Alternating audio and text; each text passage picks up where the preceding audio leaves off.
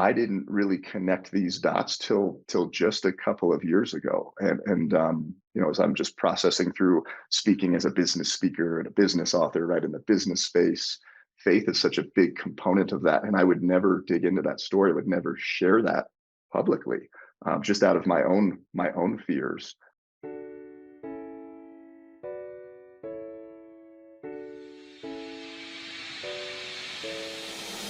Welcome to Give a Heck. I am your host, Dwight Heck, and for much of my life, lived my life in quiet desperation, wondering how I was going to pay the bills, take vacations, save for retirement, and one day wondering if I would get off the hamster wheel of life and have purpose.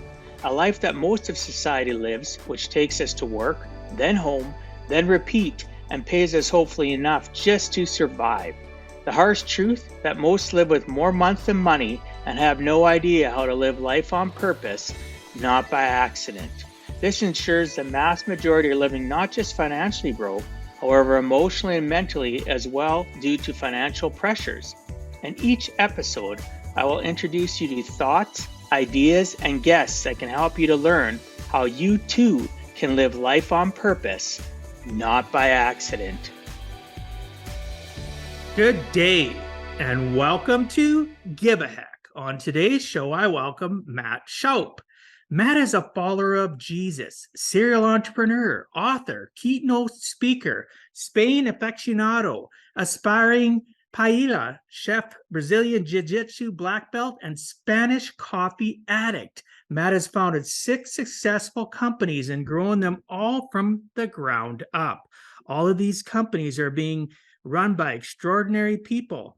Matt lives in northern Colorado with his wife and 2 children. Matt lives to inspire and ignite entrepreneurs to own and live their lives and businesses with excellence. I'd like to welcome you to the show, Matt. Thanks so much for agreeing to come on and share with us some of your life journey. Dwight, thank you. So honored to be here. It's my honor as well. I appreciate it. I'm quite excited about this conversation. For the listeners, I got up one day and all of a sudden there was a package at my door, and Matt sent me some coffee and a French press to make the coffee. And we're going to talk a little bit about that throughout the podcast and his addiction to coffee, which I can totally appreciate. For those that watch, I don't have the syrup kind of coffee like you. I just, I'm not that cool yet. But association is everything. So you can rub some of that. We'll get you there once you try this. Yeah, you're gonna love it. You can rub some of that off me. So, just a very cool person. It's the first time I've ever had a guest send me a present. And I really appreciate that, and can respect the connection that it created immediately once I opened the box, and a big smile on my face. And my son was standing beside me, and he's looking like, "What'd you get, Dad?" And I'm telling him, "Well, look at this." "Well, who sent you that?" I said, "A guest." "I guess it was on your show." "No," I said, "in the future." I thought it was great. So thank you very much. That's very, very kind of you. So one of the things that I focus on with a person is their origin story. It can be as long as it needs to be, from your earliest recollections to where you are today. People know, like, and trust us better when we're vulnerable, and that's one of the things we're going to talk about as well. And throughout this conversation is your book and vulnerability and being able to share stories. So I imagine your story is going to be phenomenal. So start wherever you feel comfortable, share whatever you'd like, and go as far as you would like, and we'll delve in from there, please. Yeah, I love it. Thank you for having me on and letting me share that. And I'll open with my origin story. At one level has the origin story of how I got into business and found my passion for entrepreneurship. But there's a deeper underlying part of just my journey as a little boy and what I went through and how that played into the future today. So I'll share the I want the little boy story. I want resume. The little boy story for sure. I will. So I'm going to share the one that's, this is how Matt found business. But then, some of the things that I really pulled out of that I get a chance to share today to really help people, because it's important to know that your early experiences as a child, like, that imprints beliefs and ways that you view the world and behave in the world. And everybody has it. and getting really clear on that, and then being able to help use that to make other people's lives better is such a beautiful thing. But I'll share that I grew up in New Jersey till I was 10 years old. And my early recollections of New Jersey is we were in a school environment that was very mixed. There was a lot of different races and socioeconomic classes and groups and cliques per se. And I remember being in school being really scared to go to school because I got bullied a lot. So that was kind of my daily experience, was catching whoopings on the playground. But when I got into the classroom, was really, really brilliant. I was really good at math. I was very creative, and I'd finish that schoolwork early. They wouldn't give me enough or any more schoolwork. And I was a huge fan of WWF wrestling. So me and another buddy, we'd have wrestling matches in class. We'd get into trouble, get kicked out of class. So I was labeled this troublemaker when in reality I really was brilliant, and my brain was just moving too fast for the environment that I was in. Um, we moved to New Jersey, to Colorado from New Jersey right before I turned 10 years old, and I'm getting settled into Loveland, Colorado that summer. And I remember riding bikes through the neighborhood, heading over to a friend's house. He takes me into his room. He goes, "I check this out. My mom and dad just bought me a boom box." Do you remember the big plastic, the $200 has the CD player on the top, the double cassette? This is right when compact discs were starting to replace cassettes. And I'm like, "That's really cool." And he's showing me the boom box, and he goes, "Yeah, just ask your mom and dad. They'll probably buy you one." So I came racing home on the bike. "Mom, Dad, buy me a boom box. Johnny's got one down the street." And they're like, "What a minute? Wait a minute. How much is a boom box?" "Well, $200. They're like, "You don't have $200." They told me, "And we're not going to give you $200. You make $4 a week cutting the grass. So go do the math." And I, real quick, I go, "That's a year. That's too long." They said, "Well, go figure out a way to make more money quicker, and then we'll drive you to wherever, Radio Shack," right? I think is where it was back then, "to buy the boombox." And I just remember that they said, "Go find a way to make your own money. We're not going to hand it to you. We're not going to give it to you." And I said, "Okay, well, $4 a week cutting the grass. When I'm done doing that, I'm going to go cut all the grass that I can on my street." So I took the lawnmower. I'm a little kid, so I'm pushing this big lawnmower, and I knock on a little old lady's door, like 3, 4 doors down from my house. And she opens up the door, and this was my first ever like sales pitch, official business sales pitch. She goes, "Hey, what are you doing here with that lawnmower?" I said, "Well, I want to cut your grass. I'm trying to save up money for a boom box." And she said, "What would you want to cut this grass?" And I'm thinking like crazy because I want it to happen as fast as possible.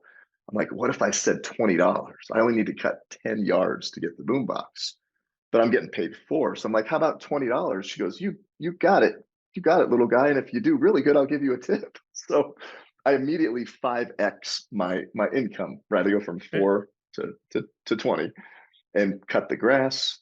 I get the 20, I get a tip. She goes, "Come back next week and do it again." So I'm like, "That's $80 a month. Yeah, it's $250 for the summer, for the season." And then I just continued to knock the doors. So that for me, Dwight, was my first sense of some validation and some certainty and some reward. So this is kind of the deeper story underneath the business story, right? Started a lawn mowing business, made a couple thousand, bought the boom box, cool.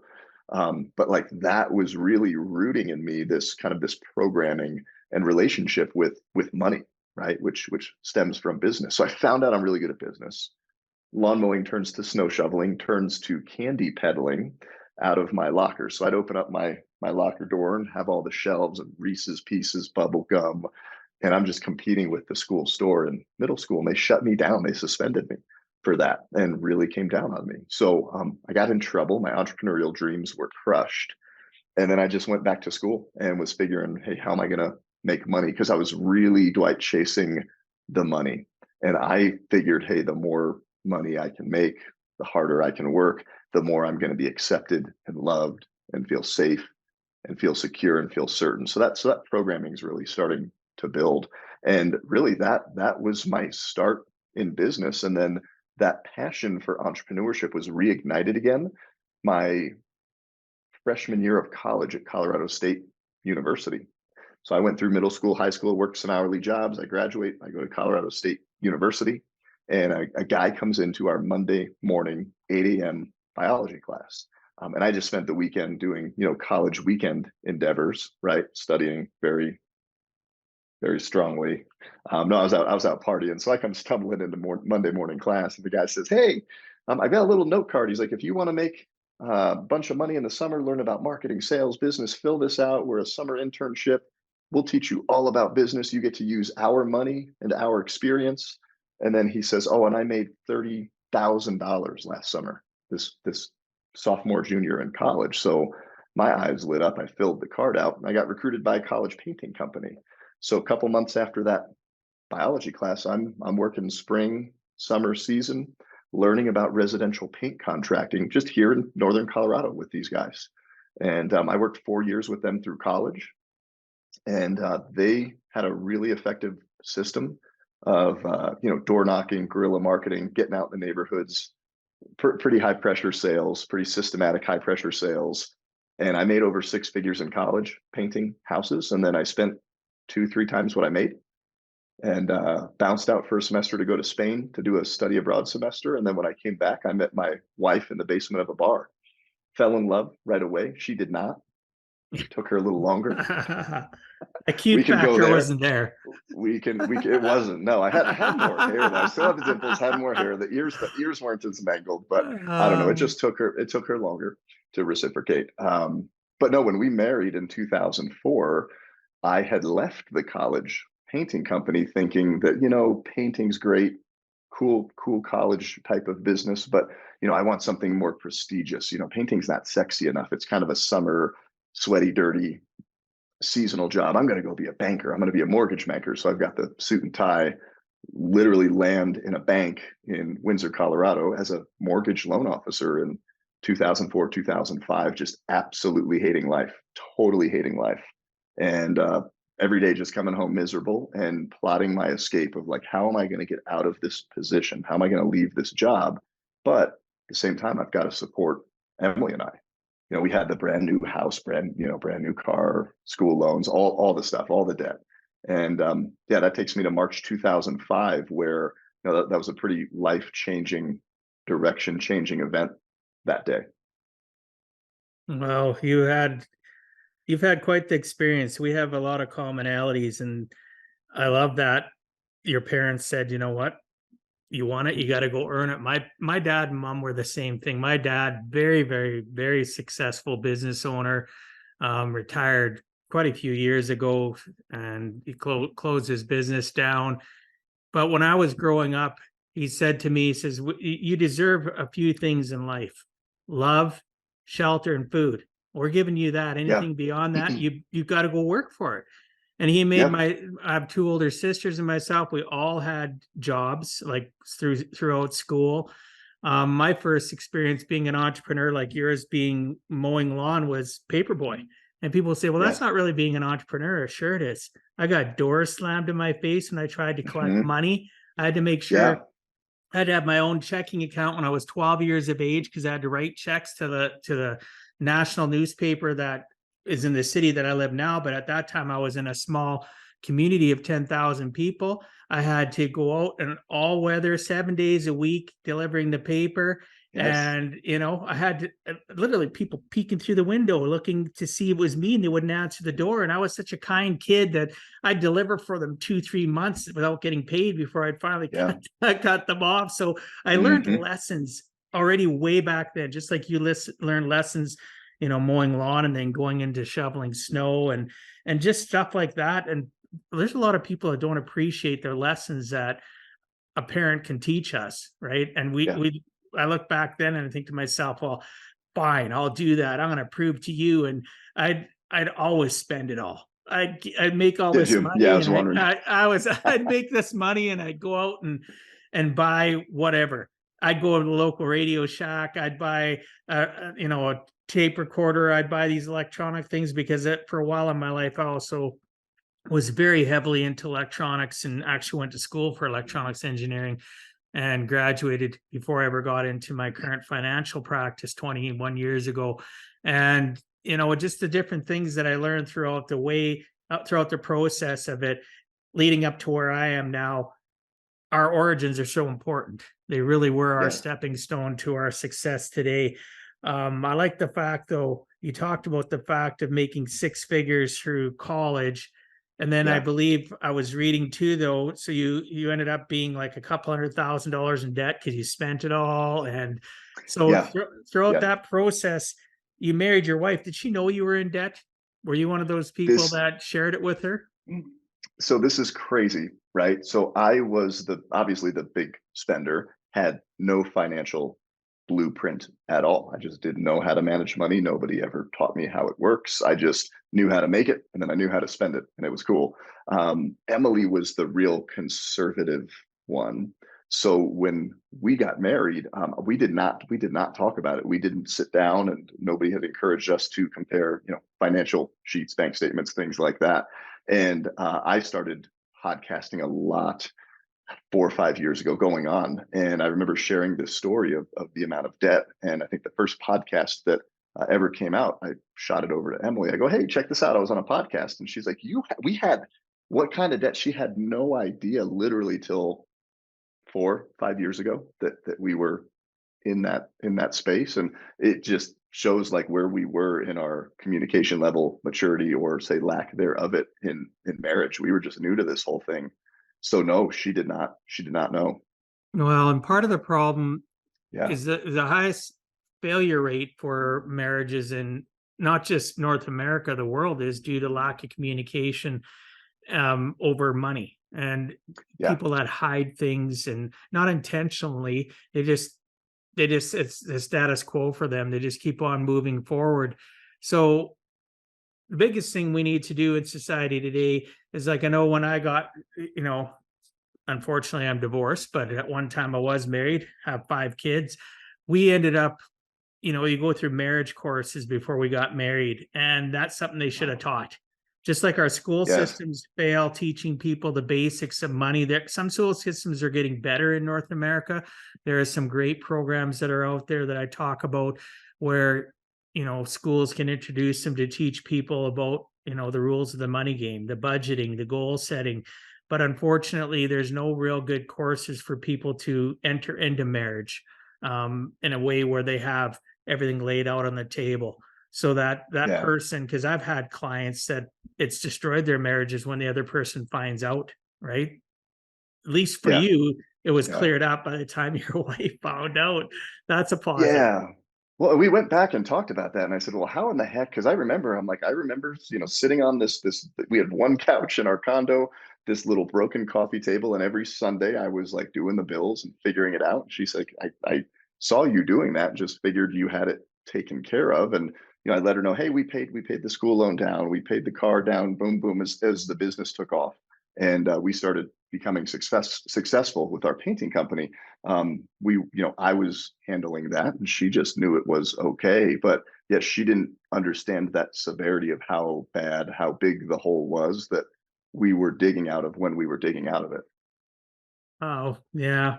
But good for you for being tenacious in life and realizing that even though you set aside the painting business to go become that suit person, because I went through that phase in my life too, to realizing what you had your hands on that you had learned, because you learned, like you Yeah. mentioned, the guerrilla marketing. You learned all this different nuances of a business, which could have been applied to many different businesses, but you choose to go into the painting world, and now I have 6 businesses, which we're going to talk about shortly here. Yeah. I want to digress a little bit here and talk about, I have heard many amazing stories in life of how people discover Jesus, right? I'm a Yeah. Christian, as we Yeah. talked about.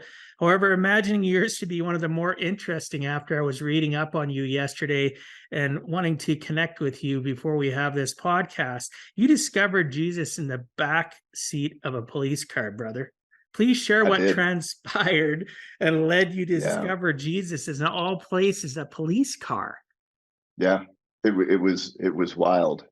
Um, the first introductions that I had to God and Jesus growing up. So way before the police car, right? I was 19 in the back of a police car, and I'll get to that. But it was a lot of people that had a lot of judgments and conclusions about God and about Jesus, that he's fake, he's false. People that follow Jesus are hypocrites, Bible thumpers, they're prejudiced against certain group, right? But like name the whole list of objections. So I just grew up in an environment where that's what I heard. So when I would meet a follower of Jesus, I'd meet a Christian, I immediately had that lens. I immediately had that filter. So I was looking for that stuff. So I would say leading into college, a couple of early memories of meeting some Christians where I had a couple of friends in high school. And I mean, they were on fire for God, on fire for Jesus. And they graduated high school and they're like, hey, we're going to do a mission. I said, well, cool. Like, what's the mission? Where are you going? Well, we can't tell you. What do you mean you can't tell me? That sounds kind of secretive. They're like, well, we've been told by this organization it's top secret. And it was just weird. Those guys end up going off and joining. It effectively was a cult. And I saw great friendship relationship just severed because of that. So again, that creates this pattern. So I'm going into college, and because of all of this striving and working to make money to prove myself, I still am very, very much not confident. So you put me in a sales situation, I'll go sell you something and I'm confident there. But whenever I was not in that environment, anywhere else I was in life, outside of that little business bubble, I was very much concerned what people thought about me, just really, really not confident, and just carried a lot of pain and hurt from my childhood. So you get to college. What do you do in college, right? Hey, what are we doing Friday night? You don't live at home anymore. You're in the dorms. Let's go party. Let's go drink. So leading into college, I was introduced very, very quickly to obviously more alcohol, but really all the drugs that were going on back then. So literally freshman year of college, I'm going out crushing a 4.0 GPA because I can get through the school. But my Thursday night till Monday morning, I was wrecked. I was wasted. I was high, and I literally should have been dead like many times over going through college. But nobody knew because I put on this facade. Got all cleaned up on Monday, went to class, and was doing good. And I'm running the college painting thing, but we're just going out, and I'm literally just destroying my body, right? And almost killing myself over and over and over. So January 1st, 2001, the clock had just struck New Year's Eve about an hour ago. So it's 1 a.m. and I'm standing in the middle of a field on a really, really cold Colorado morning, completely high, completely drunk, as close to death as I had ever been, like as physically close to death as I had ever been. And I would also say spiritually as close to death as I had ever been. And I didn't really care at that point if I lived or died. We had just left a house party. The cops came in, busted it up, and I'm 19, so I'm not getting a ticket. I'm not getting arrested. So I go running away from this house. I'm standing in this field trying to get my bearings and find out that, to get home, I just need to walk straight. But I'm freezing. I had just been running, so I was sweating, and now that's starting to freeze, and I'm getting cold. So every step that I take closer and closer to home, I'm literally dying. I'm not going to make it home. So I make it to the front yard of a house. The street dead ends, and I'm like, I know I need to keep going straight. So I'm going to climb this fence, go through this yard, and I should pop out over where I live. So I start trying to climb this fence and I can't get over it. It's like 3 feet high, right? It's not that tall. So I start kicking the fence and cursing at the fence, and I'm fighting with the fence. And I feel and see headlights from a vehicle pulling up behind me. So I'm not really registering it, but a car pulls up behind me, door opens, door closes. Somebody gets out, guy grabs me by the scruff of the neck and back of the pants and spins me around and slams me onto the hood of a Ford brown Astro van. So I'm really confused. I go, what is this? There's a woman in the front seat. There's two babies in baby seats in the back seat. And he identifies himself as Fort Collins police, and he puts me in handcuffs. He puts hands behind the back, and I'm now, swaying around this car, barely able to stand, freezing in handcuffs. And I don't know what's going on until I realize, okay, this guy is a cop. He calls the marked police officer. They pull up, and then they transfer me to the police car. And now all the dots connect. I'm like, okay, I am arrested. They hadn't arrested me, but I'm like, okay, I'm arrested. I'm in the back of a police car, and I get in, and he goes, hey man, very stereotypical police officer talk, right? That authoritative, I'm here to punish you. So he just starts reading me the riot act. What are you doing out here drinking? Do you know you could get in trouble and that's illegal? And how old are you? And he's just telling me everything that I've done wrong, right? Just like a lot of other people, a lot of other Jesus followers that I had run into. Here's where you've sinned. Here's where you're wrong. Here's where you're going to hell. So, I'm sitting here we go again. And he's like, do you want to go to jail? Do you want to go to the drunk tank? I said, no, I don't. And he goes, look at this computer screen in my car. Here's all the calls I need to go on. It's a bunch of guys like you that I got to go scoop up, and it's a lot of paperwork. He goes, can you tell me where you live and how to get there? And I'm like, I think so. I go, can you just go straight like through the yard? He goes, no, like you need to tell me street by street where to go. So he pulls out of the neighborhood and I tell him how to take me home. And for most of that car ride, it was either quiet, and anytime he spoke, it was just, he was very annoyed, very judgmental. And I'm like, hey, at least I get to go home, and I'm warming up. So he pulls into the parking lot of this apartment complex where I live, opens the door, gets me out of the car, and he actually lets me out of those handcuffs right there. And he starts to walk me to the door. He says, I'm going to walk you to the door. And he takes his hand and he puts it in the middle of my back, and he's just guiding me to the front door. And all of a sudden, all of that power, control, authority coming down on me, judging me, ridiculing me, like which is what I felt in this car ride. It immediately changed. He goes, hey, Matt, before I let you go, I just want to let you know why I was so upset with you in the car. And he said, just a couple of months ago, and he was from another department. So he said, a couple of months ago in another city, he goes, I picked up a kid that looked just like you. He was your age. He was in college, and he was doing drugs and he was drinking, and I don't even know what the heck this guy was doing. But in the process of picking him up and figuring all this out, he passed away. So I didn't get to drive him home. I got to drive him and hand him over to the morgue, and then I had to go over and tell his parents at their home that their son just died. So again, like, dude, this guy does not, Dwight, he does not quite quote a Bible verse. He didn't say the name of Jesus. There's none of that going on. Then he says to me, he goes, I just want you to know, whatever you got going on and why you think you need to be doing this, you're loved. And there's people out there that love you. And I want you to know that.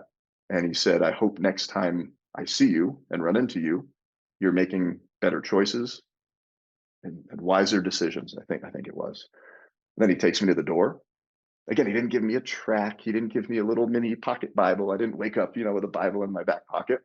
He just said, you are loved, and sent me on my way. And I'll tell you, all of my college experience running into Christians that portrayed Jesus and the Bible and his teachings, to me, all I saw were the people that were judging me. So I think because I was so strongly judged, that's all I looked for and all I saw. And I didn't realize there was this other group of people, maybe more so than I thought, that were loving me and encouraging me along the way in this faith walk. But that police officer, what he did that night, that really removed the scales from my eyes, or just that filter through which I viewed a relationship with Jesus. And I wake up the next day, I'm extremely sick. I'm extremely hungover. Like I almost died that night. We had, I mean, all the drugs, all the booze, just, it was wild. I'm surprised that I made it through that night. And I wake up that next day and I'm like, that's as close as I'm ever wanting to come again to being almost dead. That guy had the control, the power, the authority to punish me, to condemn me, to take me to jail. And he didn't. He gave me grace, and he gave me kindness, and he gave me love. And that is what the story of Jesus and what he did is. And at that point, like, that's where it clicked for me. And I'm like, I need to make a decision. And then I read 2 books that week, because then the logical part of the brain comes in and it's like, no, this isn't real. This is not real. This is fake. So I read Lee Strobel's Case for Faith and Case for Christ from literally January 2nd to January 13th, as I'm, going back to school, doing my thing. And somebody told me, this was a Jesus follower. I go, I still don't think this is true. And he goes, oh, well, you should read this, because this guy went out to prove that. And I think you'll really like what he proved. And not telling me what the book concludes with. So I read those two books, and then on January 14th, 2001, that's when I made the decision and the commitment to give my life to Jesus, and I did that. That's amazing. One of the things that I keyed on, you talked about the fact that the cop himself, the police officer, never talked anything directly about Jesus, about God. But really, at the end of the day, when we're at our lowest points in life, God sends people to us, whether we accept him or, want to understand that there's something bigger and brighter and more powerful than us. That's what happened to you. You were just more receptive at that point in time because of I think because, in my opinion, because of the demeanor of the way you told the story of the cop and how he shared with you. He was vulnerable. Back to that storytelling we talked about before I hit Yeah. record. He shared with you and it connected with you, whether you were Yes. drunk, stoned, blitzed, whatever. It was just an opportunity where finally you were willing to be open to it. It was because of that story Yeah. connection. Wouldn't you agree? I would, and I feel, really looking back on that, I mean, God had brought so many people to my life, in and out of my life, and through this story up to that point. And it was, what I conclude is, just love somebody where they're at, even if you feel as a follower, as a believer, I don't want to thump them over the head with the Bible or the word. Just show them, tell them, let them see, let them feel that they're loved, and that's going to meet them where they're at, and that's going to impact their life. And this officer showed up in a way that I needed to be spoken to, the way I needed to receive this at that time in my life. And it's really interesting because I didn't really connect these dots till just a couple of years ago. And as I'm just processing through speaking as a business speaker and a business author, right, in the business space, faith is such a big component of that. And I would never dig into that story. I would never share that publicly, just out of my own fears. So yeah, I would agree that he was brought at the right place at the right time. And I feel that God creates those situations and those environments. And just remember, just to love on people. Don't judge people. You never know what somebody's going through, and how, when you have the decision to be kind, even though it might be really hard to be kind, or not, just choose love, choose kindness. And take the blinders off, because when you Yeah. talked about the fact that most of your experiences with, Jesus, with Christianity, were people that were very judgmental, I can concur with that. That's been that way throughout my life too. But really, at the end of the day, what is our world comprised of? Negativity through the media, before Yes. social media, Yeah. even like just news. People listening or watching this, quit watching the news. I'm not saying you can't stay up to date on life, but it's not. It's poisoning you. It is for those that believe in the devil, right? Evil exists, and it's always stronger. Just like when you're upset about something, you'll tell 100 people that you're upset. You'll give something a Yes. bad review, but when you're excited about it, why do you only tell two or three? So the Yeah. kindness factor needs to amplify to that 100 times factor of people spreading judgment, negativity. And Yeah. I'm a work in progress. Like Matt, I'm not perfect, but I continue along my journey with Jesus and with Christianity. And those that are listening or watching, because I do have people that aren't God fearing, and that's fine. You can Yeah. worship and do whatever you want in life. But at the end of the day, my message would be kind, be humble, stop listening to the news. And what are your associations? What are you listening to besides the news? Do you have negative friends, family? Do you have things that are Yeah. constantly making you feel bad? When you leave a room, if you're not feeling happy and glad, there's something wrong with the associations in that room. And you need to really Yes. reflect. You need to really start to become self-aware. I'm not saying it's easy. I'm not saying it's hard either. It takes effort. It takes work. If you'll take effort and work to learn how to accomplish anything in life, why not accomplish working on the 6 inches between your ears, to where Yes. you can literally look at people and find the goodness and be kind? You Yeah. may be harsh initially, but the end result is you're doing it in a compassionate, kind way to get across your point. And that's what God wants for us. That's what Jesus was doing. He was always turning the other cheek. I'm not saying you need to physically turn the other cheek and get Right. beat down, but sometimes you just need to be open and receptive that there is a lot of kind, good people out there. That religion, organized religion, is it great? No, there's broken things about organized religion. Yeah. Let's be real, Yeah. because a lot of it's controlled by people that are judgmental and negative. Find your Yeah. tribe. Find your people that are willing to resonate and have open conversation that is non-judgmental, that is supportive and helpful. But anyway, I'll get off my soapbox. No, I love it. And you made such a great point that really stuck is the 6 inches in here, like what you let in there and what you let resonate and play, the story, the tape that plays, and then it sets up like it's paying rent and setting up space in your head. That really becomes how you view the world. And then, okay, now you view the world, you have those lenses. Now everything you go out, that there could be great, kind, loving, caring, amazing people that support you, they love you, they're cheering you on, but you have this lens of, doom and destruction and despair, whatever it is, right? Whatever you carry. And you're just going to see that, oh, well, they're just doing this because they want to get ahead. Or, I remember this one time 3.5 years ago when they were kind of impatient with a server at a restaurant. They're jerks. That's all fake. That's all fake. Right. Like I've been there. So just be really careful what is in your mind. And then once you can understand the stories you put in and the lenses you have and how you perceive things, you can go back and change that. And you made a great point, right? Like the people you spend time with. I will stop conversations when they're not going anywhere positive. I was on one yesterday and I'm like, you know what? I'm going to end this conversation. I got to go. And the person was really like really shocked. I go, this is going nowhere good. It's not going to do any of us or the people that we're making this decision for any good. Just ended it. But being really conscious of that just at a small level and making those adjustments makes a huge difference. Well, how can we serve humankind, mankind, if we don't protect ourselves and Yeah. start to realize and understand those triggers that a conversation is starting to make you feel? Being really self-aware of our present body, of what's going on, not Hmm. just between our 6 inches, our physicality, and then realizing it's okay to say, you know what, I'm done. Yeah. Right. I Yeah. can appreciate your point of view, Matt, but at this point in time, it's not conducive to me moving forward and you and I Hmm. moving forward. It's making me feel not the greatest. So, Hmm. I'm going to exit stage right. And, Yeah. Yeah. maybe it comes to a point where it severs a relationship Yes. or it resets the relationship, and you put up boundaries for that person.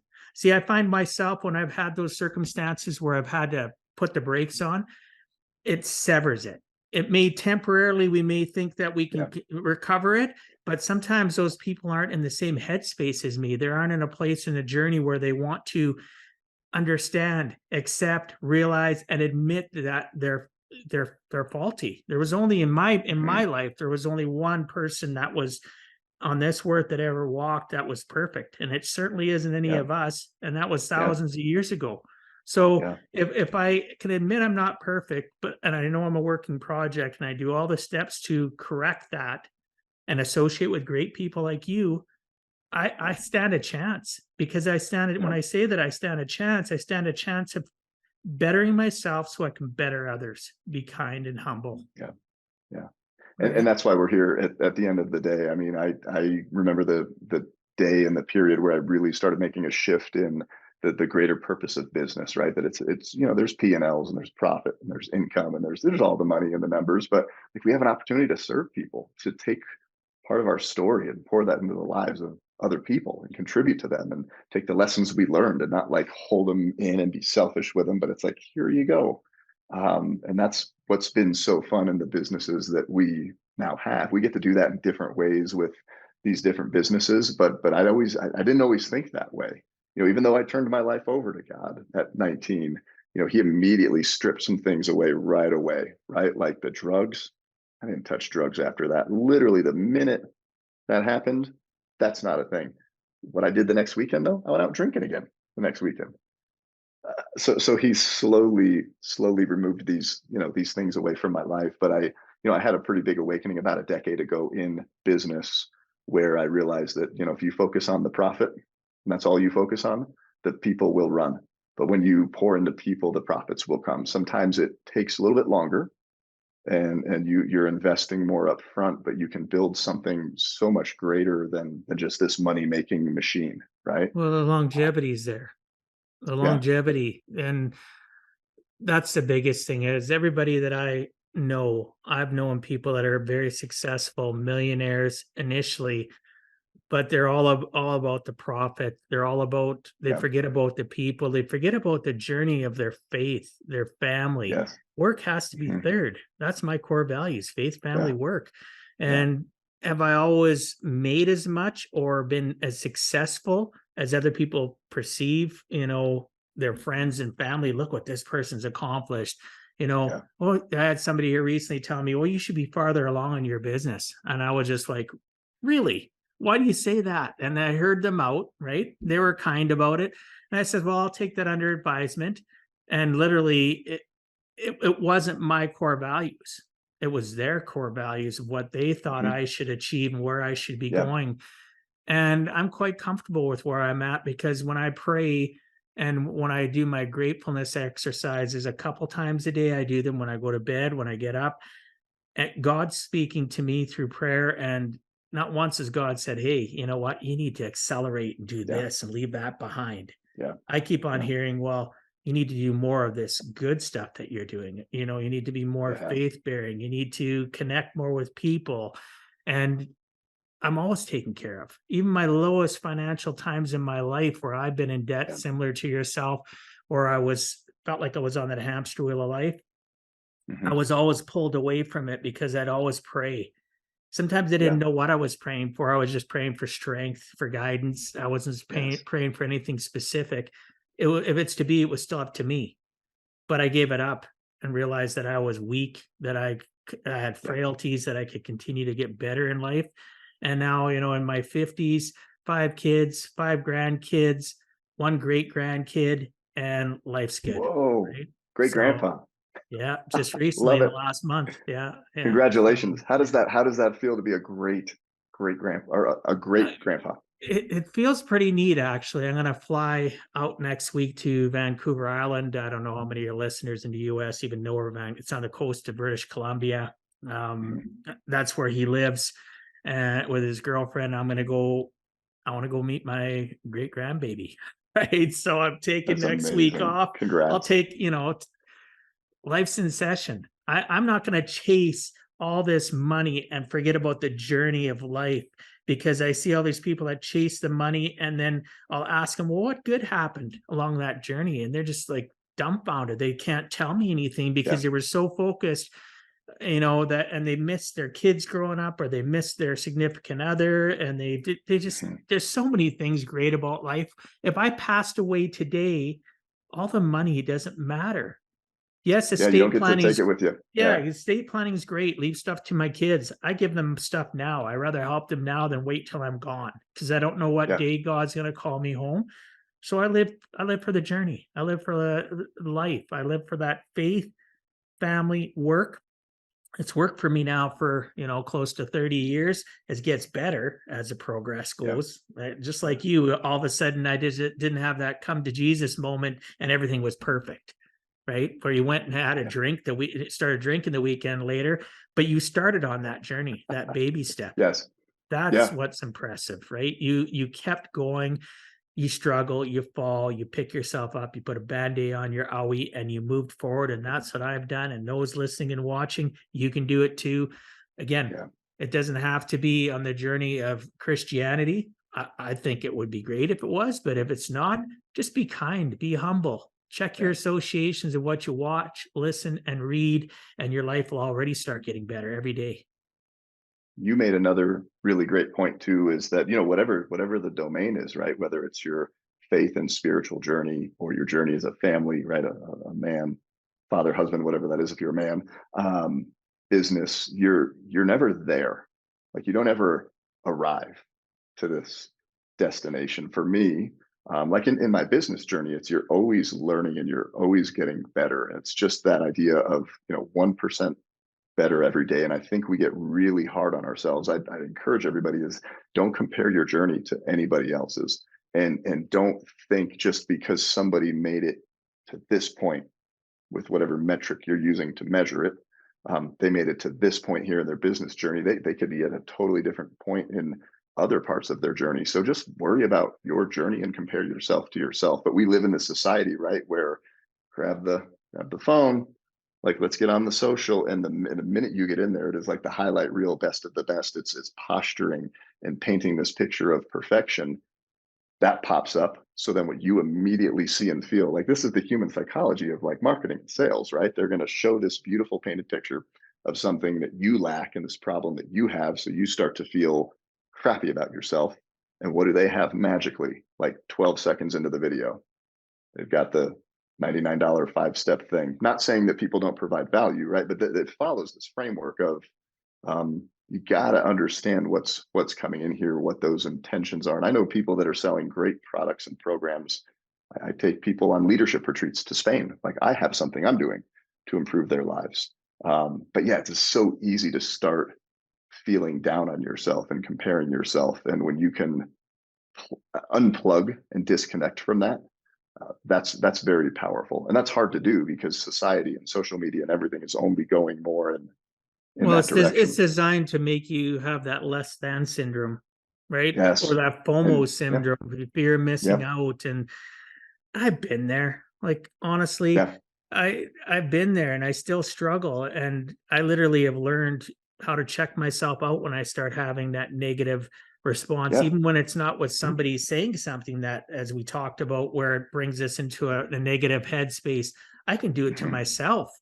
Just Oh gosh, I do my it. Yeah, mind, every yeah, day. Yeah, my every day mind I gotta waters, check and myself. yeah, I Mhm. check myself out, Yeah. and I've learned to time myself out, and I coach on it, and it's made my life better. The more effort I put into me, the better I become as a person to others. The better Yes. dad, the better grandpa, the better friend, the better business associate, the better coach. Everything is in life is about taking those steps every single day to be grateful, realizing that, oh my gosh, I had this moment. I can't believe I was thinking that. I can't believe I was feeling Yes. that. Why am I feeling that way? Why did I think that? Check Mhm. myself and Yeah. sometimes step away from my work environment and go on a walk, call up somebody Yes. positive like Matt and say, "Hey Matt, I'm feeling like garbage right now. You know, this is Yeah. what's going on." And Matt may not have any advice except to give me a listening ear, which is sometimes all we need to Mhm. discover the answers that we hold inside our own heart, right? And what I because I go through these seasons sometimes. So like we're going through a lot of chaos right now in a couple of our businesses, a lot of transition and just change in different capacities. And I started going down this rabbit hole, right? You just identify this one little thing, you go down a rabbit hole, you start painting this picture of something that's not going to happen, and then all of a sudden, this is a program that I run, right? So whenever there looks to be, not even if there is, but if there just seems to be financial trouble ahead, right? And what's out there right now? Well, we're all going to crash. Rates are going to rise. Crash, all this stuff, right? So you start going down this, and then I've painted this picture of like homeless under a bridge somewhere, in the northern Colorado area with my family, and literally I go get into these spaces. I do, and then I go out to lunch with a great friend of mine, and he's like, "Hey man, I need some encouragement. I just want to share some things I'm going through right now, and I just want your advice, and I want you to pray for me." Right. So I go sit down, have this lunch. We sat down for like 2, 3 hours, um, and just talked about his life. And I'm like, well, here's some perspective. And as I'm sharing this, I'm sitting here thinking, man, I should take my own advice. Oh So I my know gosh. when I get into these spaces, um, it's easy for me, and I'll isolate and I'll just get real. My world will get real small, and it's totally not healthy. Like it is not a healthy thing. It takes me back to very bad programming and habits, and I just realized that. So I'd say if anybody's this is resonating with somebody and they're in that space, go find somebody to help. Go find somebody that you can contribute to, and then take your own advice. And it was just really interesting because he's literally sharing some of the same challenges that he's going through that I'm also going through. And I'm like, dude, I'm going through that right now. How do we figure this out together? And then, you've got some accountability. So, That's yeah, I amazing. think, I love that. well, and being in a space of, I own companies, and I'm supposed to be the leader that always has it together, always has all the answers. I can never show the chink in the armor, right? I think that's how society paints this scene of how we think we should be. And that's not true.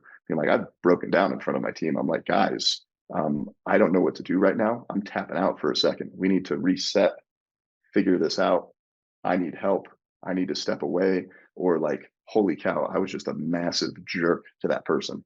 Like I reacted. I did not respond. I reacted to a situation, and I was not kind. This just happened, like a month ago. But admitting So it yeah, though is a big part of the battle we go through in life, is realizing, like, even growing up, I didn't have a lot of, oh, I'm sorry for that kind of behavior that happened to you. And as I grew up with my own kids, being a single dad, I ended up getting full-time custody of them when some of them weren't even teens yet. And realizing that I reacted instead of, just dealing with it in a kind way, and having mhm, being it's tough to go and apologize, because so many adults have that same thought process where they deal with things like, it's okay for me to do it, it's not okay for them to do it. Why should yeah, I apologize? I'm the adult. So I had to learn that evolution, even my evolution through my path with Jesus, what involved me dealing with my kids and going up and knock, knock, yeah, knock, open the door. I'm sorry, dad acted that way. I apologize. yes, Here's the reason why it happened. That's no excuse. I don't want you to think that I'm making an excuse for my behavior. Here's what I was going on at the moment when you asked me this or you did this, and it triggered me. I allowed it to trigger me, and I apologize. mhm, I will yeah, do better next time. Right? yeah, Apologizing can start, an avalanche of connection and trust, and we don't mhm, realize it because it ties back to being vulnerable. And those yes, listening or yeah, watching, never be afraid to apologize to somebody younger than you. Don't ever think you've oh yeah, arrived, as we talked about, or that you know it all. Somebody younger than me, let's say in their 40s, I'm in my 50s. Oh, I've learned more than they know. Like, don't have yeah, that kind of attitude. I used to. It yeah, does not serve you. yeah. Yeah. I love Brazilian Jiu-Jitsu. So where my mind is going as you're saying that, and I'd love to share, we'll Sure. park some time while Absolutely. we're Go here. ahead. But Yeah. I've trained Brazilian Jiu-Jitsu for a number of years, and that journey, how I was introduced to it, how the journey of Jiu-Jitsu transpires in everybody's life. It's one of these things where you're never there, right? Like you think the black belt is there, and then you realize, oh wait, there's like 9 degrees of a black belt above that, and black belt means you're just kind of learning the fundamentals after 10 to 15 years of training. And it's, you're constantly humbled on the Brazilian jiu-jitsu mats. But what I was going to say too is, I would say as a father, I love sharing, my story as a man to other men about how to be a better father for your kids, and that is a huge thing. I screw up parenthood on a daily basis, and I know where my triggers are, where I'll be short with the kids and I'll overreact, and there's a huge difference between a reaction and a response. A reaction is something hits you, and it's that knee jerk. You don't take a minute to breathe, and it's just mouth opens and something comes out. And I know what mine does. It's usually not nice. It's not kind. It's short. It's not well thought through. Versus the response, it's whatever comes at you. Take a breath. Okay, what happened here? What's going on with one of my kids right now, to where they would have behaved, said, not said, whatever it was, and then just like take a breath, try to figure out the movie that's playing out, and then respond. And it's just a huge difference. And yeah, I find myself apologizing very, very frequently. And it's a good thing. It doesn't mean that you've lost authority as a parent or that your kids don't respect you. It's actually a great way to heal through the little micro traumas or maybe macro traumas that you're putting on your kids, that when you don't apologize, they're going to be 22, and those are going to be weighing on them pretty heavy, and it's never been talked about because that environment's not there. So that's been something, because of what I've learned from my story. I didn't have those conversations with people that I had that go on with, so now I make sure to have them every day with Yeah. my I kids. love, I love how Yeah, you said that, though. It's those micro to macro, and you didn't have it. I didn't have it. And when yeah, we do discover it as adults, every single day is a new adventure, right? Every single yeah, day is, you're living in the present moment, which doesn't mean it's going to be perfect. And I look at a world that suffers so much with anxiety, worrying about the future, Yeah. depression, worrying about the Yeah. past, experiencing both at the same moment, and they just get overwhelmed when they forget that they should be grateful. Number one, you're alive, Mhm. you got an opportunity to mess up or an opportunity to do well, right? Which do you Yeah. choose? So make a conscious Yeah. choice when you feel yourself. Like, I had somebody on my show here a couple months back that talked about the psychology that you have literally 45 seconds to a minute to correct your state of mind when you feel yourself Yeah. getting into that reactionary world. And that sticks with me, right? It really does, because I knew about it, but I never really thought about it in a conscious way. And again, that's back to that associations. When you associate with people, you and I learned things that we can use to better our lives, which help better our children's lives. And it's just, Yeah. you don't want them getting to a point where, like I was 21, 22, as you mentioned, the age where I'm thinking about all this garbage that I experienced growing up. Bullied, Yeah. I was bullied like you, had severe health issues, had an Mm. overprotective parent, had one that wasn't overprotective but was a workaholic, and the list goes on. Was there valuable lessons I learned from them? Absolutely. Like you, Yeah. though, I didn't really discover them till I was, 20 years Yeah. later after the Yeah. fact. And it's okay to sit back and reflect. And if you're unsure about the story that you're telling yourself about your past, talk to people that were around. Ask them. Yes. Sometimes Yeah. we need to correct our stories because our brain is a really creative thing to protect ourselves and tells us It what is. we want. And if we're getting fed a lot of negativity, that story our brain's telling us is negative focus. So don't be Yeah. afraid to check in with other family members, Yes. siblings, aunts, uncles. Hey, and somebody you trust, obviously. You don't want to talk to somebody that's just as negative as what you're thinking, Hmm. right? No, it is, and I encourage, especially with everybody across the board, right? I'm in the business leadership space, faith space, and my story attracts a lot of faith-based men typically that have gone through some sort of trauma, and I mean we've all gone through trauma, but yeah, going back and just peeling back the layers of your story. So, example, I have a business owner come to me and he keeps capping out in his business. He's capped out at just this revenue level and he can't get past it, and every time he does, it's scary, and there's some kind of thing that he figures out a way to screw up and sabotage. So we just start, peeling all that back, all the way back to, I go, hey, have you ever, what's your earliest memory of when you went for something big and it didn't work out? Like literally went, and he goes back to 5 years old, shares this story where he went for something big, it didn't work out. And what were you told, or what did you hear? And it's like, don't go for anything big, because the world's going to screw you. It's not going to work out. That's just how God made it. So don't even try. So literally 30 years later for this guy, he's in this scenario in business where he just keeps hitting this ceiling. And he's like, Matt, I had never gone back and thought about that. So then he started pulling back and looking at other parts and pieces of, his earlier years. And he's like, oh, and then this happened here. And now this is why I carry this program. And then, oh, this same thing reinforced this one. So he's sitting here at like 32, 33, living as if he's still 6 or 7, trying to grow a business 10 years into the future. Yeah, well, Yeah. and I love how God says this, or God, this means this is what God intended. So many people speak for God, right? Hmm. And they Hmm. really don't know what they're talking about. It's Yep. so negative and really evil centered, not intentionally to be that way, but it Yeah. is. It's not conducive to our growth. And really, we need people such as yourself, helping him check in with himself, so that some people aren't strong enough to do it. Initially, I wasn't, been coached lots. I've gone through lots of different leadership things where I've had to discover myself, but I still am not arrived, as we talked about. I still need to Yeah. talk to other people. My Yeah. podcast is great for that. It helps me, like our conversation today has helped me check things about myself that I've forgotten that I need to check, even if it's only been from Yeah. yesterday. It doesn't No, matter. absolutely. And we've Right. never arrived in any sense of any domain.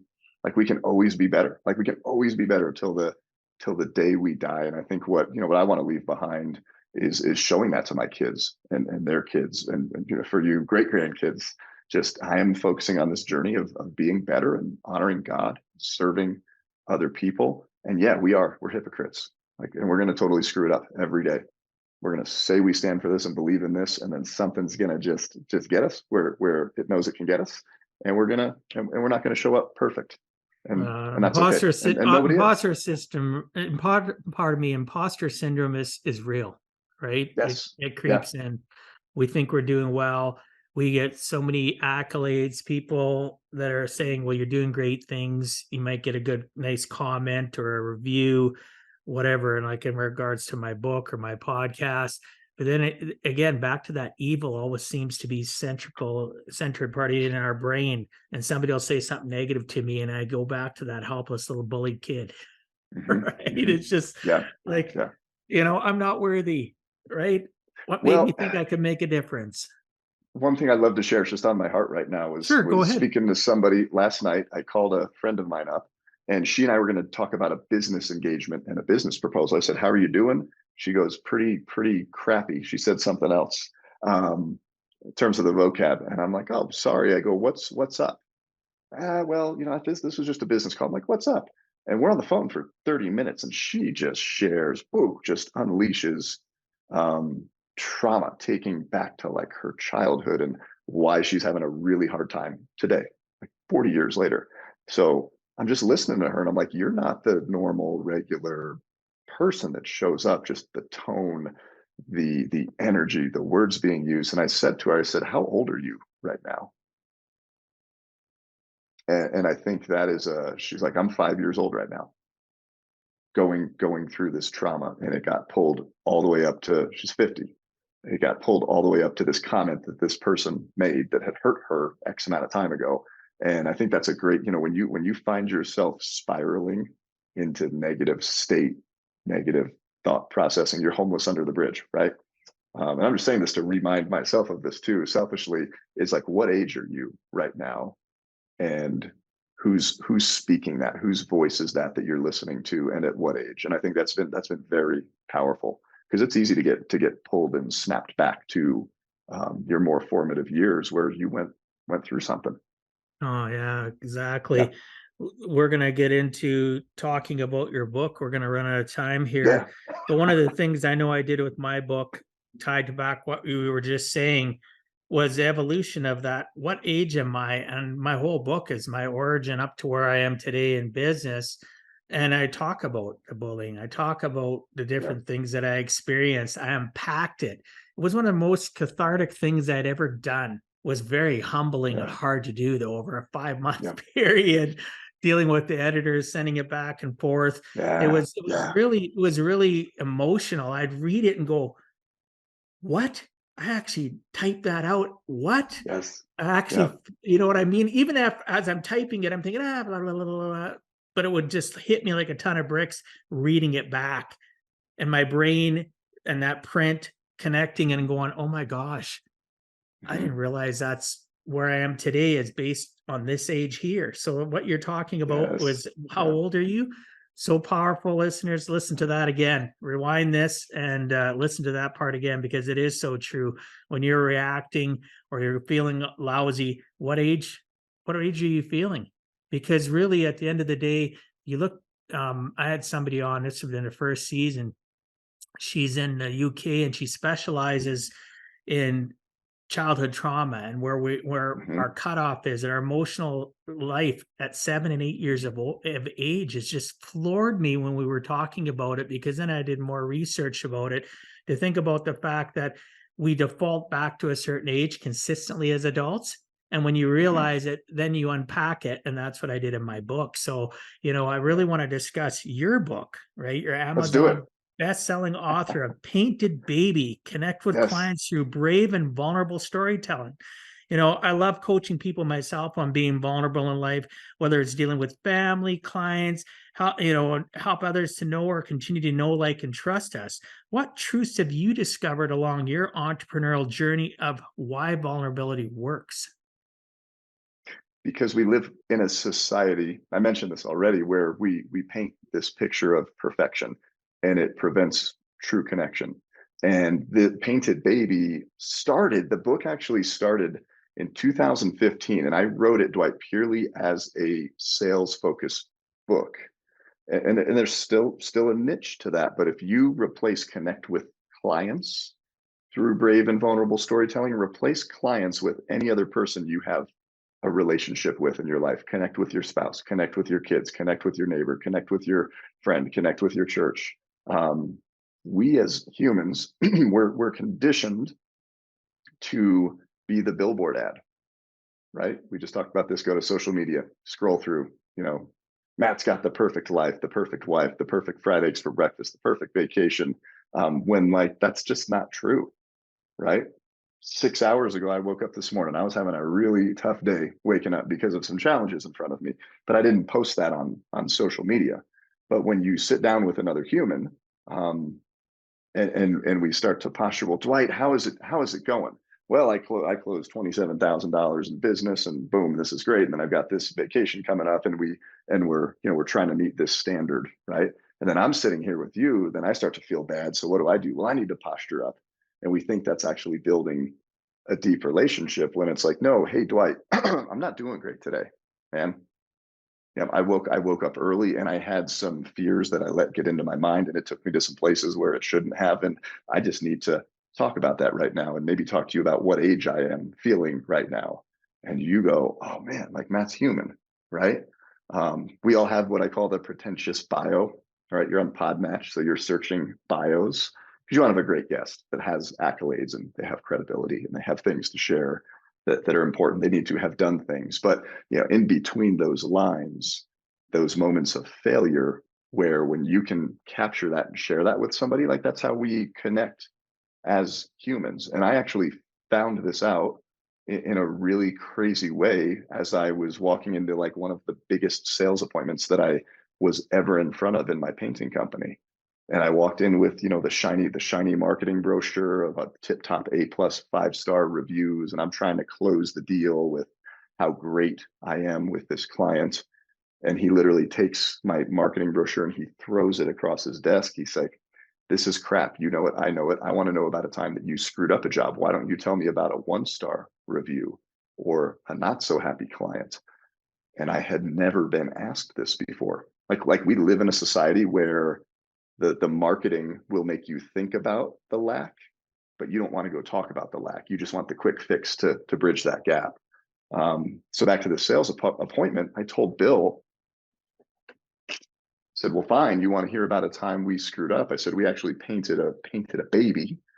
Do you want to hear about that? We had a paint sprayer on a job site explode as we're getting ready to spray a door on a residential home. And the mother, the owner of the home, is standing there with her 9-month-old baby right behind the painter as the paint gun explodes. And it absolutely covered everything around that whole area with paint, including the baby. So like, that's a bad day at the office. And I was forced into this moment of sharing this story. And what happened when I did is not only did it engage the customer, but he's like, you're the kind of guy I want to do business with. This whole time that I've known you, and we had done other business before, he's like, you've always done a good job. There's never been an issue. And you say you have integrity, but how hard is it to show that you'll do the right thing when there's not the wrong thing to be done? And by showing somebody your worst moment and how you handle it, it actually shows more of what you say you're made of than the times that you come through with stuff all the time. Wow. That is an Yeah. amazing story. And like And I I'm told you, consolidating it pretty yeah, short of time course you too, are. Of course but the people listening or watching, do what I did last night. Go get the book. I bought Thank it you. on Audible. I plan on starting to listen to it actually today. I usually have 2, 3 books going at a time, depending on how I feel. They're all different types of book. Sometimes most of my books are nonfiction, right? They're basically based on real life. There's a personal development aspect to it. It's a feel good thing, because at the end of the day, I'm not saying fiction books are bad, but my life has been more focused in the last 30 years. I started my personal development journey in 1993. This is my 30th year in personal development. And I find that when I'm at my weakest, listening to others' trials and tribulations and how they've gone past it and what they're doing to better themselves, makes me have those aha moments. Like I've had so many of them during our conversation. So I appreciate that. One of the questions I have too in regards to your book, it was part of something I read, is why is bravery not a weakness like society would have us believe? So I define bravery as like you're scared to death as you walk into something. It's not being fearless. It's very uncomfortable. And my answer to that, I mean, I think it is an honorable, commendable trait being brave. So I mean, I don't know that society says it isn't.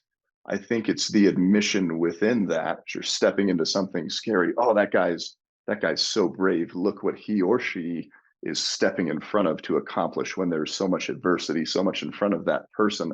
It's like, I am scared to death. I am scared to death. So I think I don't know. Would you say, Dwight, that you think it's stated in society that it's not, that bravery is not?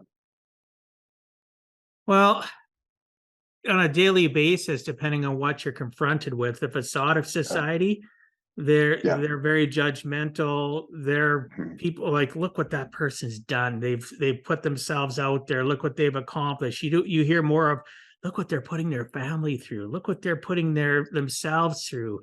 So, Mhm.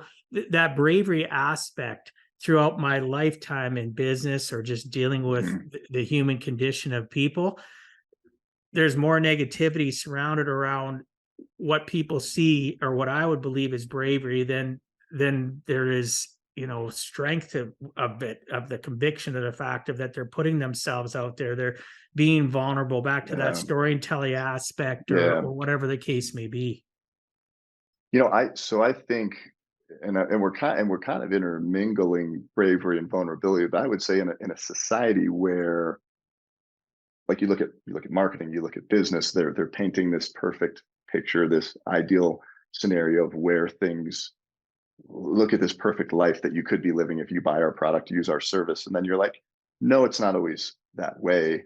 And I just think we live in a condition, in a society where we're supposed to show up and always be the most buttoned up version of ourselves, and we know it's not true. Like, everybody knows it's not true. Everybody knows that they're walking around as, the marketing brochure, but on the flip side, they've got like the disaster, right, of whatever happened.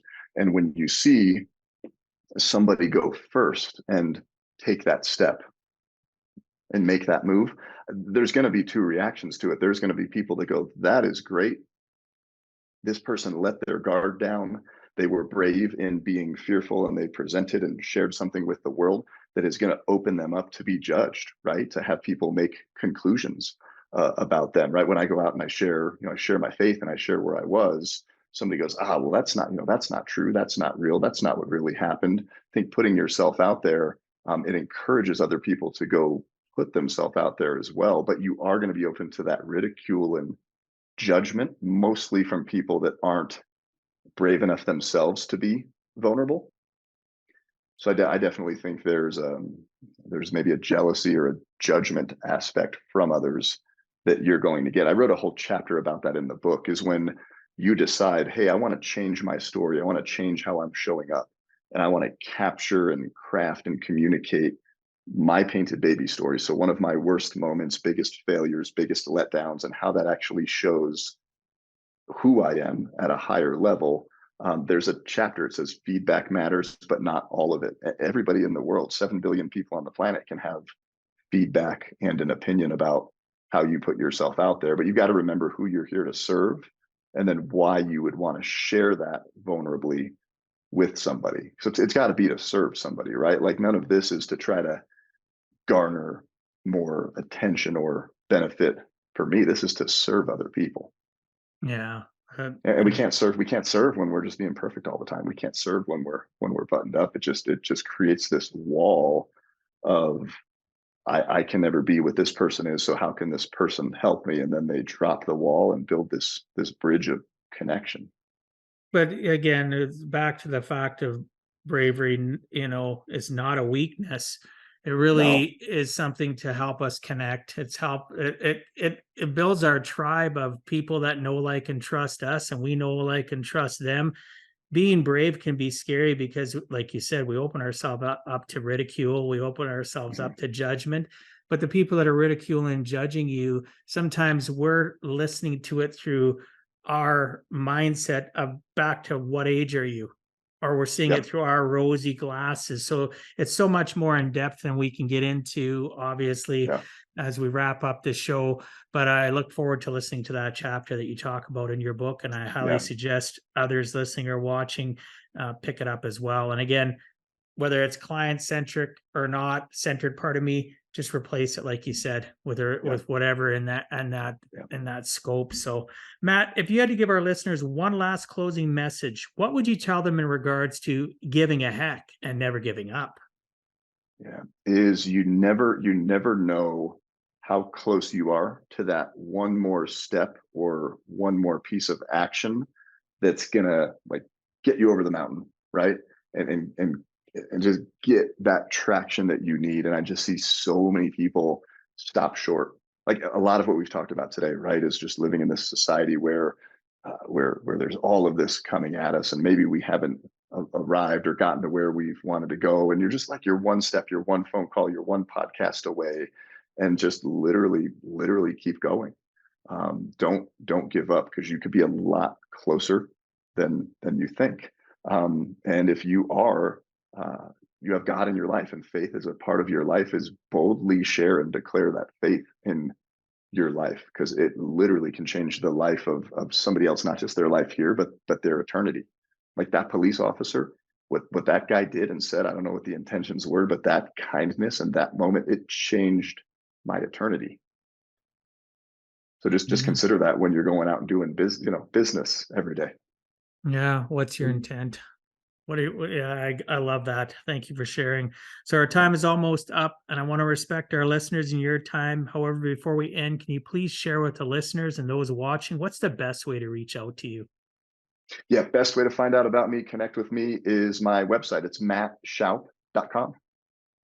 I'll make sure that goes into the show notes. People that are new to listening to my show, go to giveaheck.com, hit on the podcast portal button. You will see a picture of Matt, and below that it will be the abbreviated show notes, which will include his social media links as well as his website, so that you can reach out to him. Any last final words before I wrap up? No, I love you guys. And Dwight, thank you so much for having me. It's been an honor, and I really enjoyed the time today. Keep doing what you're doing. Thank you. And I appreciate you as well. You continue Thank to you. do what you're doing as well. Showing up is on a daily is a decision. So I appreciate you.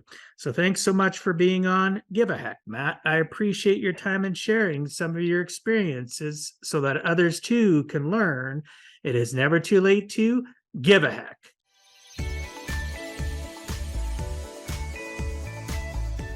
Thank you for taking time out of your day and listening to Give a Heck. If you find value, I'd appreciate you sharing with your friends and family so they too can learn how to live life on purpose, not by accident. So you do not miss the next episode, please subscribe on your favorite podcast platform, and please also post a review. I look forward to reading your comments.